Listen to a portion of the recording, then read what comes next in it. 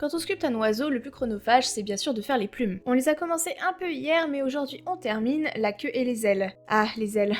Je pense que j'ai dû en rêver de ces fichues ailes. Bref, un truc qui ne me simplifie pas la tâche, c'est que j'ai choisi de privilégier la solidité de la sculpture plutôt que la praticité, ce qui veut dire que ma structure est en un seul bloc de fil de fer. Autrement dit, d'habitude je texturise d'abord mes ailes à plat, puis je me débrouille pour les accrocher au corps, alors que là j'ai dû placer toutes les plumes dans un tas de recoins difficiles à atteindre. La première méthode est globalement plus agréable et ça me permet de faire plusieurs cuissons pour éviter d'abîmer ce qui est déjà terminé, mais ça crée forcément une fragilité à la base des ailes. À la place, j'ai préféré faire des plumes à plat puis les assembler sur le corps pour éviter d'avoir à le manipuler lorsqu'il n'est pas cuit. Ce qui fait qu'au final, il n'a fait qu'un seul passage au four, ce qui est quand même assez rare pour un projet aussi long. Ah oui, et le plan était de faire reposer l'une de ses pattes sur une citrouille, du coup voici un tuto facile pour en faire une en fimo. La poudre que j'utilise là, c'est tout simplement du pastel sec. Et après, vous faites comme vous voulez, vous pouvez rajouter des branches ou des feuilles, à vous de jouer. Voici donc le corbeau avec une sous-couche noire, demain nous peindrons ses plumes comme il se doit et on lui fera un socle vu que l'autre est trop petit, rappelez-vous.